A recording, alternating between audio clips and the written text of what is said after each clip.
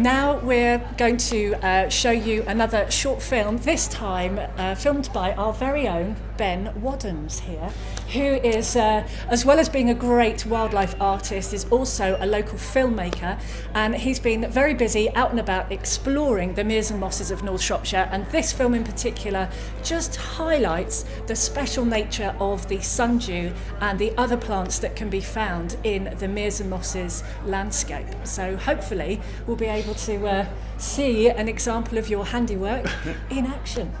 Yeah, well, I apologise for that, but it should be all right, I think.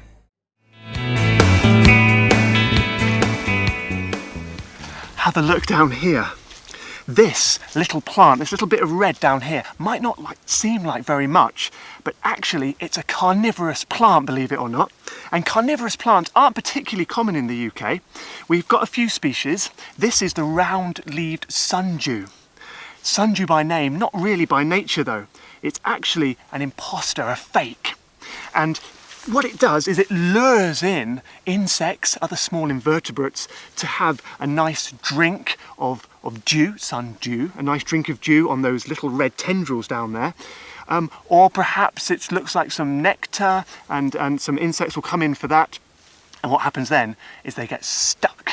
They get stuck on that really sticky substance that we can see glistening away there, and the sundew slowly envelops the insect and then sucks all its body juices out and dissolves it with a mixture of enzymes on the plant leaf itself, and those nutrients go down into the plant and help it grow better.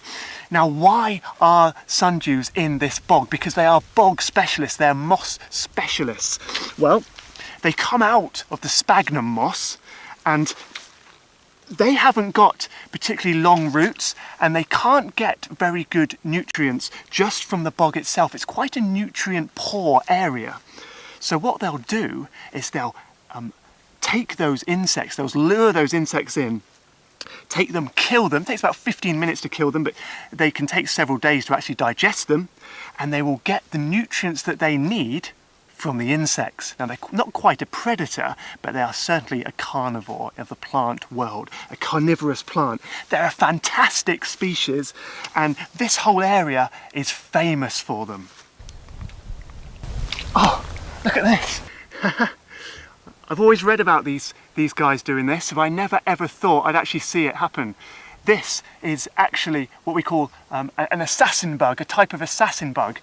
Now, why it's significant that they're here next to the sundews, they're actually thieves, and they steal the dying insects that come and get stuck on the sundew that we've just been talking about.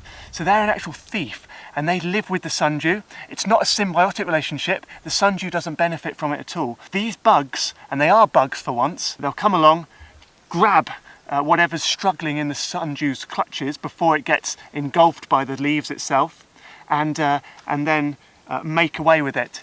They don't get stuck onto the sundew as other insects do. Fantastic. Assassin bug. I'm going to let him go back to his sundew there. Fantastic. I've got to get a photo of this. Hand me the camera, please, Tim. Thank you. Thank you.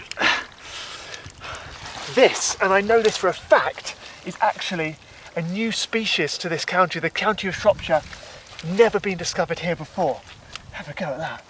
Let's get a couple of quick snaps. I think that'll about do it. Yes, here you go. Give me the camera back. Just say goodbye to the sundew.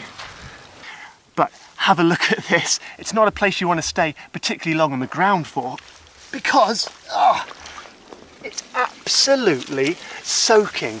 But have a look at the ground. I'm being very careful where I put my feet. I don't want to stand on any sundews. I'm standing on the grass and the heather here. But have a go at what happens when I move my feet.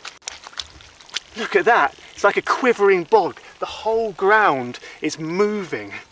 And that's because basically this is just like a giant natural sponge, and the sphagnum moss has got these really long roots, goes all the way down below, and it just takes in all the water around it. And of course it's not quite like a lake because it's got all that moss, but it is like a big spongy trampoline. And sphagnum moss absolutely loves it here, as does the sundew.